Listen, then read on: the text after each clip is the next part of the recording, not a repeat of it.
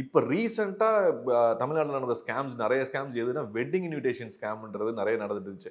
என்னன்னா, ஹாய் நம்ம school குரூப்லேருந்து college குரூப்லேருந்து ஒரு நம்பர் வாங்கினேன், it's my wedding invitation please அப்படின்னு சொல்லி உங்களுக்கு ஒரு ஏபிகே ஃபைல் ஒன்று அனுப்புவாங்க, இல்லை வந்து ஒரு இமேஜ் ஒன்று அனுப்புவாங்க. நம்ம நார்மலாக நம்ம என்ன நினைப்போம் அப்படின்னா, ஓகே யாரோ பழைய ஃப்ரெண்டு போல ஏதோ நெட்வொர்க் எங்கேயோ பிடிச்சி நமக்கு வந்து தே ஹேவ் சென்ட் சம்திங்னு ஓப்பன் கண்டிப்பாக பண்ணுவீங்க.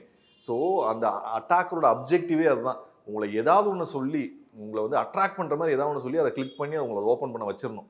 ஸோ இந்த மாதிரியான ஸ்கேம்ஸ் வந்து நிறைய வந்துருக்கு. இன்னும் ஸ்மைலீஸ் யூஸ் பண்ணி இப்போ வர்றதும் நிறைய வந்துருச்சு.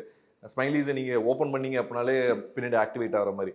ஸோ யூஸ்வலாக நம்ம சொல்கிறது என்ன அப்படின்னா, அன்னோன் காண்டாக்ட்லேருந்து ஏதாவது ஒரு மெசேஜ் இல்லை ஏதாவது ஒரு கால் எது வந்தாலுமே please don't big that call, don't open the message, don't respond அப்படின்னு. சார் அப்படியும் இருக்க முடியல சார். இப்போ என்னோட நம்பர் உங்கள்கிட்ட இருக்காது, சேவ் பண்ண முடியாது. ஆனால் நான் உங்களை ரீச் பண்ணோம் அப்படின்னும் போது நம்ம காண்டாக்ட்ல வந்து ஒரு வாட்ஸ்அப்பில் ஹாய் சார் சொல்லி போட்டு நம்ம வந்து hi sir is okay, hi சார்ன்ற message okay, but hi sir அனுப்பிச்சுனா ஒரு 4 இமேஜ் அனுப்பிச்சேன் அப்படின்னா டோன்ட் ஓப்பன் தட்.